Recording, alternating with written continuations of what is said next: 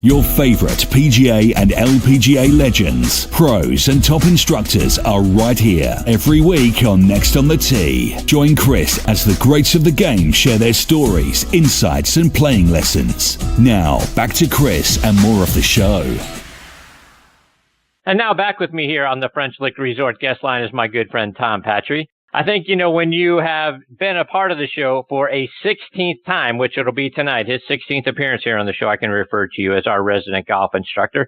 He certainly is one of my favorite people on the planet. He is one of the top instructors in the game. Golf Tip magazine has him as a top 25 instructor, and he's the new director of instruction at the Hawthorns Golf and Country Club up in Fishers, Indiana. And that, of course, is Tom Patri, and I'm very excited he is back with me again tonight here on Next on the Tee. Good evening, TP. How are you, my friend? Christopher, my man. What's going on, big boy? I'm doing well, my friend. How are things up in Fishers, Indiana? Well, before we get into that, I want to just go back a little bit and just give a shout-out to your two previous guests, because Bill Bergen in the world of golf course architecture and Paul Ramey in the world of teaching are two of the most unsung heroes out there. Just both very, very talented in their particular fields, and guys I have great admiration for. Paul's been a friend for a long time. Billy and I played against each other in college. We've known each other for the better part of, 40 years now. Really talented guys, and what great guests you have there in those two guys, huh, Chris? Yeah, no question. And Paul wanted me to give you a shout out because he had talked earlier in the show about some work you had done with his son Hunter for a while, so he wanted me to be sure to say hi to you for him as well. People. So wonderful people. Paul comes from the Bob Ford lineage, famous Bob Ford of Oakmont and Seminole, and had some great training there, and just part of that network of professionals that Bob Ford has produced, and he's done Bob really proud in his career. He's a wonderful guy. Indeed, I couldn't agree with that statement more. So, TB, tell us, how are things at the new summer home at the Hawthorns Golf and Country Club there in Fishers, Indiana? Well, Chris, I'm right now. I'm in the midst of building an ark because it's been raining so much here. I've gone out and bought a life preserver today and a kayak, and if it doesn't stop raining, I'm gonna have to put the vest on and start swimming. It's been just coming down sideways here. We had a break in the weather today, and we got some lessons in. And in spite of the bad weather, it's been going great. The people have been wonderful. A big shout out to one of my students, I'm sure listening tonight, Brian Thornton, who's a guy who just made me feel so welcome here. The members are much like him. They've all been just great. Brian was a college basketball player at Xavier and now works for the NCAA. And they took me downtown and gave me a tour in the NCAA. And, the people just are so friendly here. It's been wonderful. So, we're off to a good start. If we can get the sun to come out a little bit, we'll be rocking and rolling. Well, that's good news, because one of the things I wanted to kind of get your perspective on is, now you're up in a new area, a place where you've never lived before. Got to be a challenge to plop down in a new city with brand new clientele, brand new students, no family in the area. So, how are you finding trying to assimilate into the Midwest? Well, that's a great question, Chris. People. I think people think that the life of a club pro or a teaching professional is pretty glamorous. That you go to work every day, you play a little golf, you give a few lessons, and you go home. This is my 39th year of what we call a split season, where I'll teach, at home in Florida during the winter, and then you got to leave Florida during the summer to make a living, but you just can't make a living teaching golf in Florida. And depending on where you're going and what your particular deal is with a particular club, sometimes your family comes with you, and most time they don't. So I'm in a stretch here where from May 4th till I'm gonna sneak home for a couple of days in late June. I'll go the better part of 7.5 weeks without seeing my wife, and that's not a lot of fun. And it can disguise in any way you want, but it's just not a lot of fun. So you get done at the end of the day teaching, and maybe you taught from 8 o'clock in the morning till 6 o'clock at night, and maybe you go to the gym and work out, and you grab a meal somewhere in a restaurant, and you go back and you stare at the four walls, and you watch about as much Sports Center as you can swallow, and you fall asleep and you do it again. So and I'm not trying to sound sorry for myself, because I'm part of a wonderful game and a wonderful group of people here, but it's not ideal. It's not as glamorous as people think it is necessarily. Tom, I want to switch gears a little bit, and I want to get your thoughts on Brooks Koepka. He's got 4 major championship wins now. He's got 6 wins. If you count 2 others on the PGA Tour, plus he's got 1 over on the European Tour. So 6 or 7 wins, no matter depending on how you want to count it up. But when you look at a guy like him, right? He's the 5th wire-to-wire winner in the PGA Championship, so 5th time in history that someone won wire-to-wire. He's the first player in history to defend both the U.S. Open and the PGA Championship. And now he's tied for 4th with 7 other guys for the most major wins before the age of 30. So when you take a look at a guy like Brooks Koepka, and again, he's got an interesting sort of line, right? 4 majors, but only 2 other PGA Tour wins. What's your assessment on Koepka, and where does he fall now with in the history books, in your opinion? Well, first of all, right now, at this moment, Chris, he's got to be considered the best player in the world today at this moment. 4 majors before at the age he's at right now. And by the way, although I think the American golfing public doesn't look at European Tour wins very closely or wins overseas, those are quality golf fields. Those are world-class fields. I mean, he's not like he's playing against, a bunch of second-rate players. By the way, do you remember the Ryder Cup score this year? Let's keep that in mind. So that's who he's playing against. Brooks Koepka is right now, at this moment, I might be sticking my foot in my mouth, is bulletproof. I mean, he drives the ball beautifully. He drives it a mile. He drives it in play for the most part. He's a wonderful iron player. He putts the ball fearlessly. He's got a fairly good wedge game. He controls his golf ball beautifully, both in terms of distance, direction, and trajectory. I mean, seriously, why is there any doubt about who Brooks Koepka is in the game right now and what he's accomplished in the last 24 months. I mean, it's incredible what he's done. I mean, he basically, and listen, I'm not taking anything away from Tiger Woods at the Masters, but basically he gave Tiger Woods the Masters. He had 4 or 5 penalty shots and 4 or 5 3-putts and lost by 2 there. I mean, or he would have won at Augusta also. And if he'd won at Augusta, what would we be talking about right now? It's just an incredible run of golf and some quality shot making. Incredible. So to that end, and you mentioned Tiger, right? Do you think Tiger is, again, taking back the fact that, Brooks isn't out there winning 5, 6, 7 times a year in regular tour events, but when you look at his performance in the majors, to your point, he's a ball in the water on 12, probably from winning the Masters, and now he's won back-to-back U.S. Opens, he's won back-to-back PGA Championships. There's no reason to think he can't three-peat in the U.S. Open. So is Tiger looking at perhaps a younger version of himself with the power game, plus being able to be really good on the greens as well?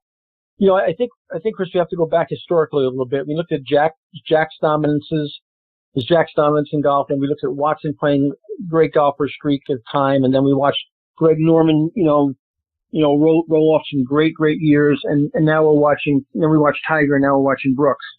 And the one thing you got to keep in mind, and through all those different careers we just mentioned, the fields have gotten stronger and deeper and stronger and deeper.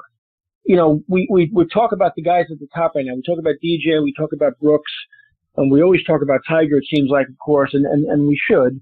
But think about the cast of characters and how deep it is behind them, whether it's Justin Thomas or Rory McIlroy, and you just keep going, Ricky Fowler, and you go down the line.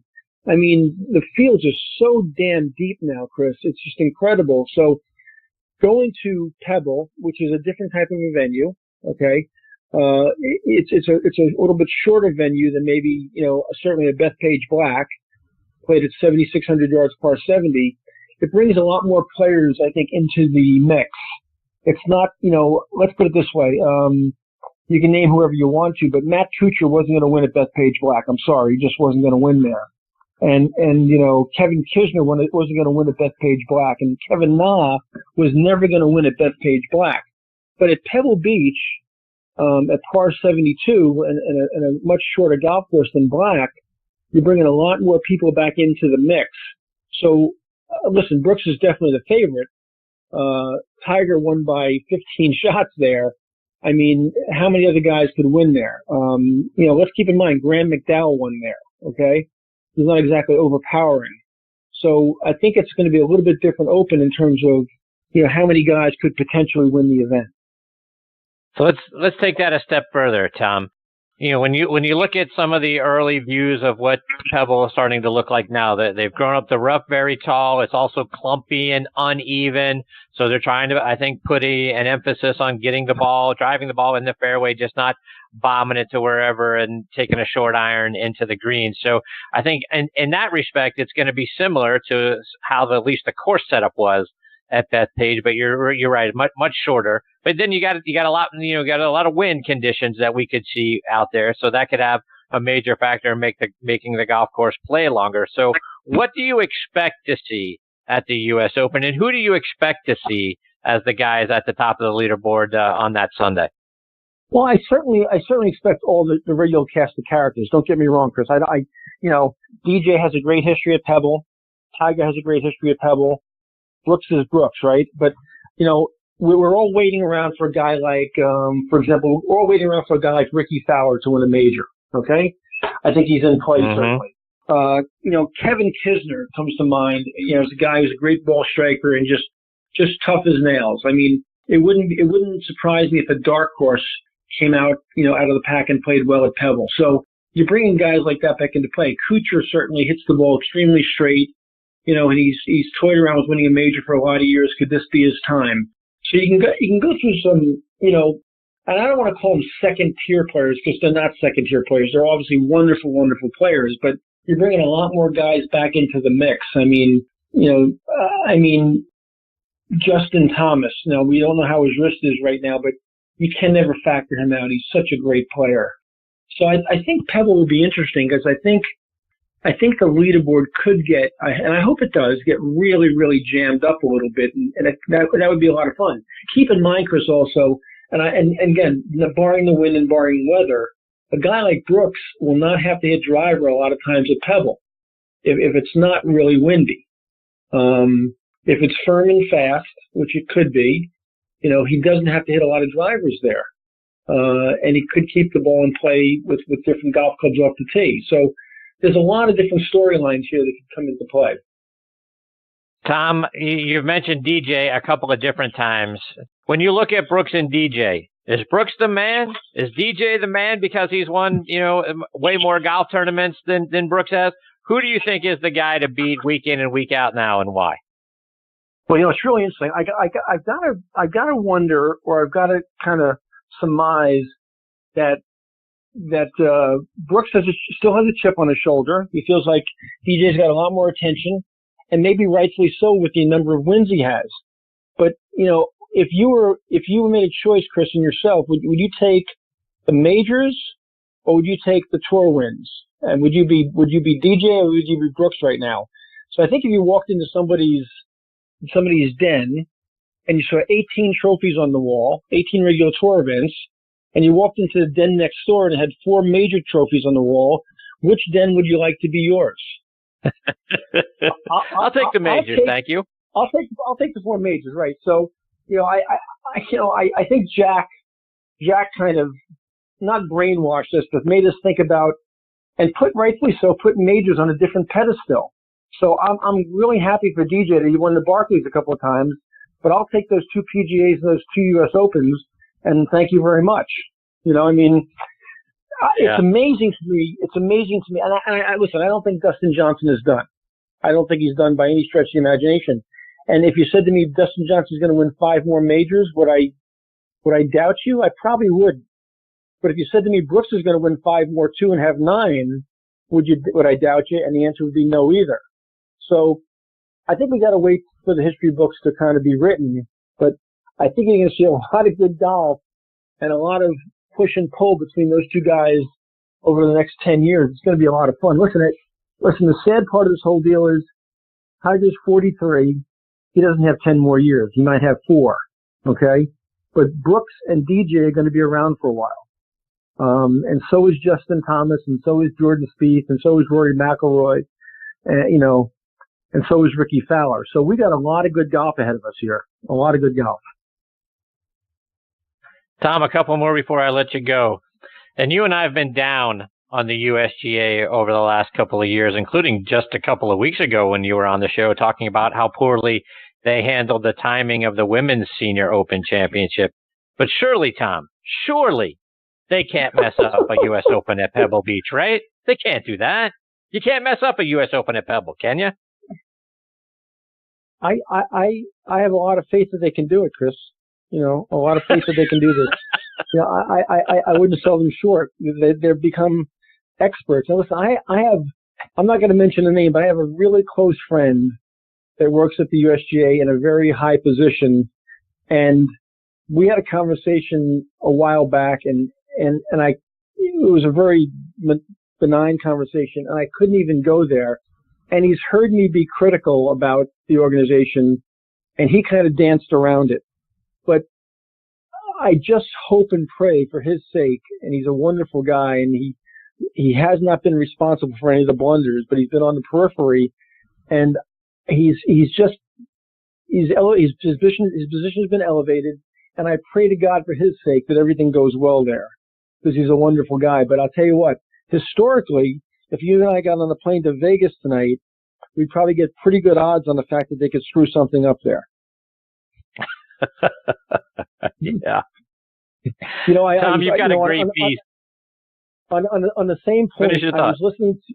I was listening to a Sirius XM radio show on PGA Tour Network today, and I'll say it was a very well-known teacher who has a show.